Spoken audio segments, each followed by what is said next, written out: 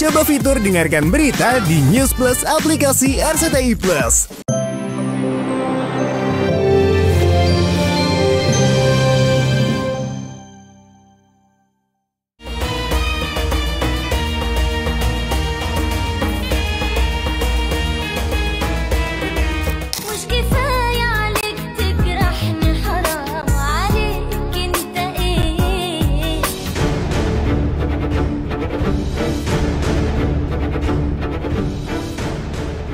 Pemirsa, tahun lalu liburan ke Dubai bersama suami. Sekarang Tasya Farasya sendirian meniti padang pasir kehidupan.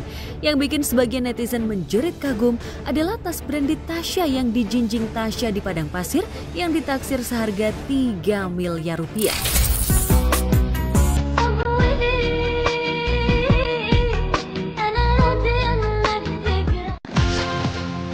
Sendiri, setiap menjadi single mom yang strong seperti Wiwi Alawiyah Alatas alias Bu Ala ibundanya. Secara agama, status Tasya sudah janda sejak 10 September 2025 lalu saat dipelak Ahmad Assegaf. Namun seolah tak ada kata terpuruk dalam kamus hidup Tasya. Usai sidang cerai perdana, beauty vlogger nomor 1 se-Indonesia itu langsung merayakan kebebasannya dari suami toksik dengan berlibur ke Dubai. Move on ala Tasya pun no kaleng-kaleng karena saudara kembar Tasya ini menginap di hotel bintang 6 seharga 75 juta rupiah per malam. Finally sampai di Dubai. Tuh, pemandangannya juga cantik banget. Nah, di sini ruang makannya. Cantik banget.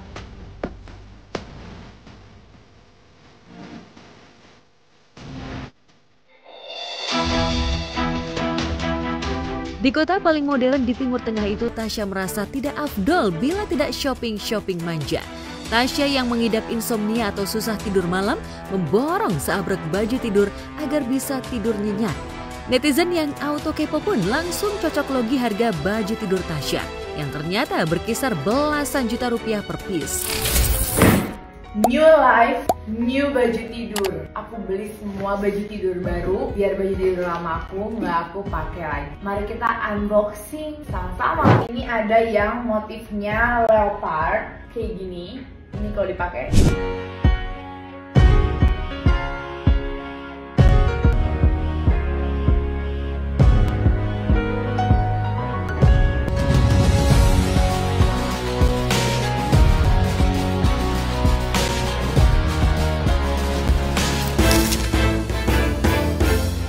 New life, new begin dengan baju tidur baru seolah menandai reformasi dalam hidup Tasya. Setiba di Indonesia, ia berjanji tidak akan mengenakan baju tidur lamanya. Lalu benarkah baju tidur Tasya akan diberikan kepada followersnya?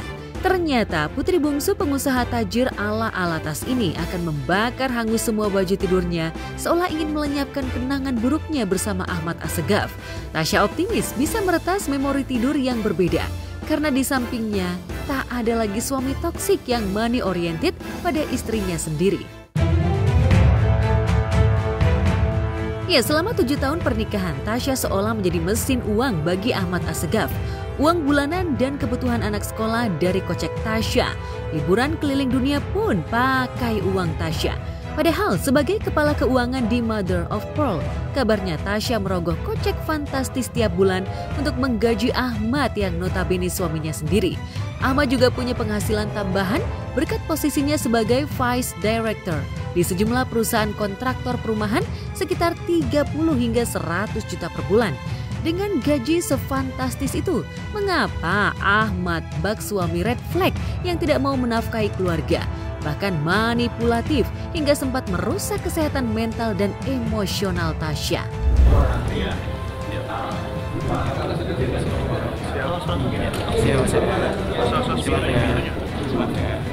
Masuk kiri, kita ke kiri.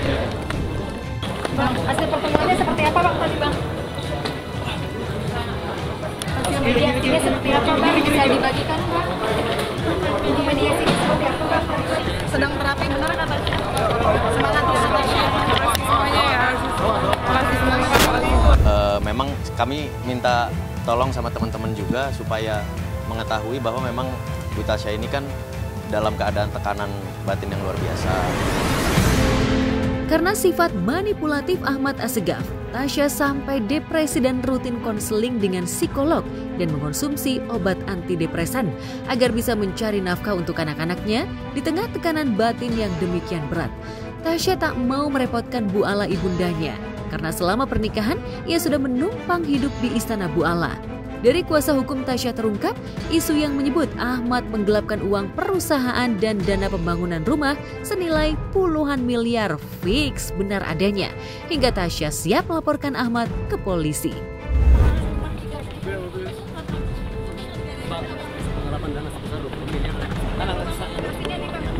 Iya Bang, mungkin ada sih Bang dari mungkin kabar yang beredar.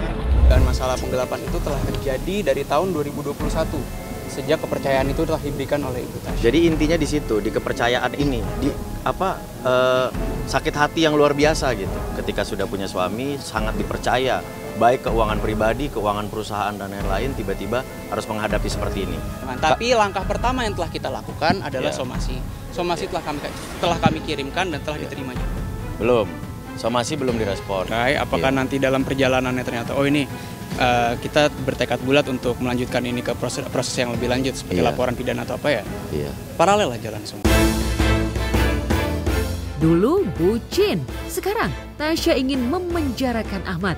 Saat bertemu di ruang sidang, Tasya bahkan tak bisa pura-pura ramah kepada Ahmad. Hingga no salaman, apalagi mencium tangan laki-laki yang pernah menjadi imamnya itu.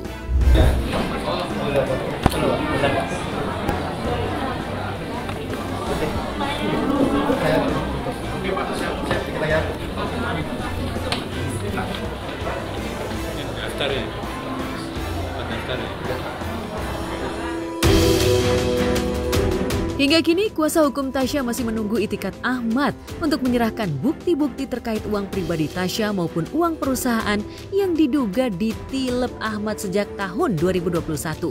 4 tahun silam atau tepatnya tahun 2021, Tasya yang sempat tampil di podcast Usi Sulistiawati dan Andika Pratama memang secara tegas sudah menyerahkan sepenuhnya keuangan pribadi dan perusahaan kepada Ahmad.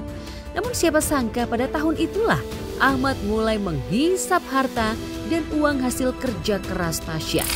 Keuangan rumah tangga siapa yang ngatur? Barengan lah. Barengan? Enggak, aku nggak ngatur apa-apa. Nah, ini dia nih yang Tasya yang ribet begini. 90% urusan rumah tangga ya suami lah yang urus gitu. Bener dong, kan ke suami. Kenapa ya, gue kesel sama dia tuh lupa kan. Jadi udah kan, udah lupa gitu, daripada maafin. Oke. Tapi nggak sempet maafin kalau gitu. Kalau dia berbuat salah? Kadang enggak, tapi lupa. Jadi ya udah gitu. Oh, jadi dibiarin muap aja masalahnya gitu? Iya, itu aku banget.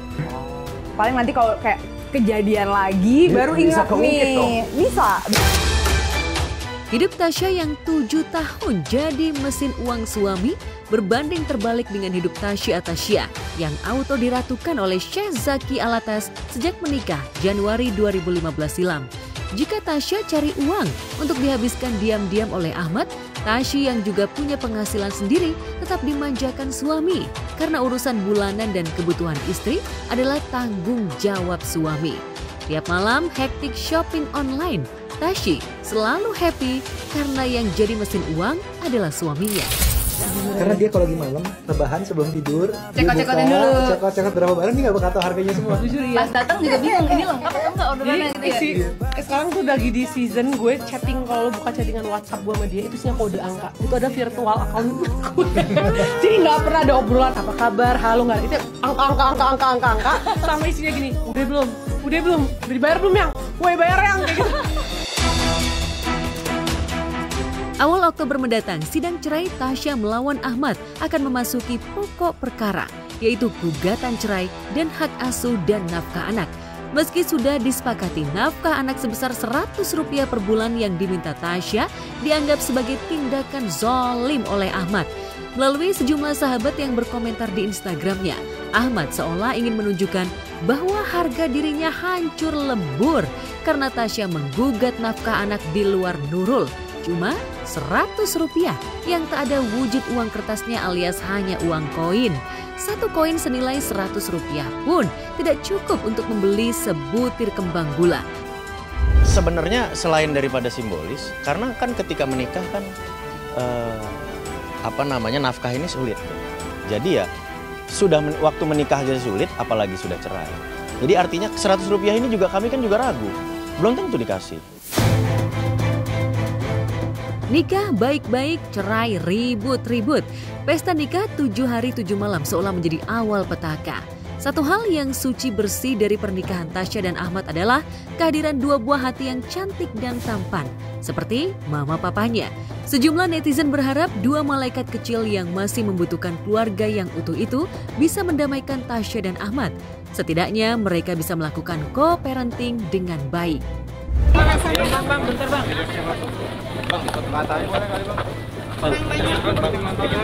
Misi. Lain ya semuanya. Pada prinsipnya, Tasya benar.